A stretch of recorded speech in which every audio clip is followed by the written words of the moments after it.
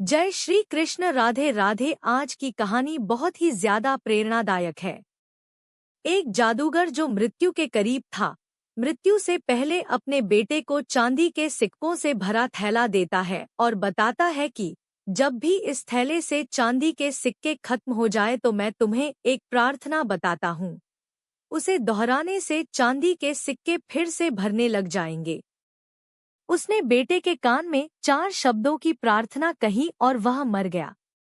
अब बेटा चांदी के सिक्कों से भरा थैला पाकर आनंदित हो उठा और उसे खर्च करने में लग गया।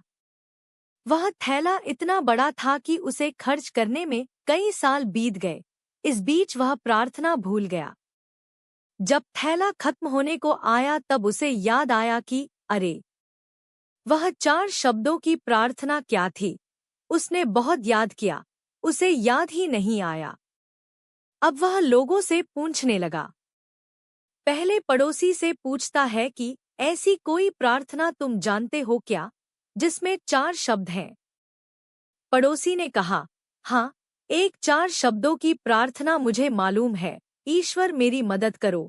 उसने सुना और उसे लगा कि ये वे शब्द नहीं थे, कुछ अलग थे। कुछ सुना होता है तो हमें जाना पहचाना सा लगता है। फिर भी उसने वह शब्द बहुत बार दोहराए, लेकिन चांदी के सिक्के नहीं बढ़े तो वह बहुत दुखी हुआ। फिर एक फादर से मिला। उन्होंने बताया कि ईश्वर तुम महान हो, ये 4 शब्दों की प्रार्थना हो सकती है, मगर इसके दोहराने से भी थैला नहीं भरा। वह एक नेता से मिला। उसने कहा, ईश्वर को वोट दो, यह प्रार्थना भी कारगर साबित नहीं हुई। वह बहुत उदास हुआ। उसने सभी से मिलकर देखा मगर उसे वह प्रार्थना नहीं मिली जो पिताजी ने बताई थी। वह उदास होकर घर में बैठा हुआ था तब एक भिखारी उसके दरवाजे पर आया। उसने कहा, सुबह से कुछ नहीं खाया, खाने के लिए कुछ हो तो दो। उस लड़के ने बचा हुआ खाना भिखारी को दे दिया।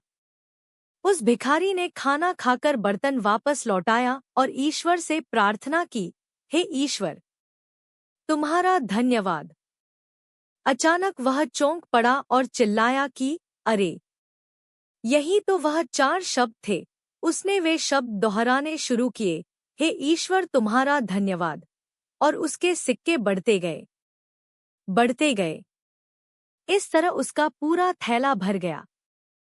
इससे समझे कि जब उसने किसी की मदद की तब उसे वह मंत्र फिर से मिल गया, हे ईश्वर तुम्हारा धन्यवाद। यही उच्च प्रार्थना है, क्योंकि जिस चीज के प्रति हम धन्यवाद देते हैं वह चीज बढ़ती है। अगर पैसे के लिए धन्यवाद देते हैं तो पैसा बढ़ता है, प्रेम के लिए धन्यवाद देते हैं तो प्रेम बढ़ता है। कहानी से समझे कि हे ईश्वर तुम्हारा धन्यवाद, ये 4 शब्द नहीं, प्रार्थना की शक्ति हैं। अगर यह 4 शब्द दोहराना किसी के लिए कठिन है तो इसे 3 शब्दों में कह सकते हैं, ईश्वर तुम्हार धन्यवाद। ये 3 शब्द भी ज्यादा लग रहे हों तो 2 शब्द कहें, ईश्वर धन्यवाद, और 2 शब्द भी ज्यादा लग रहे हों तो सिर्फ एक ही शब्द कह सकते हैं, धन्यवाद।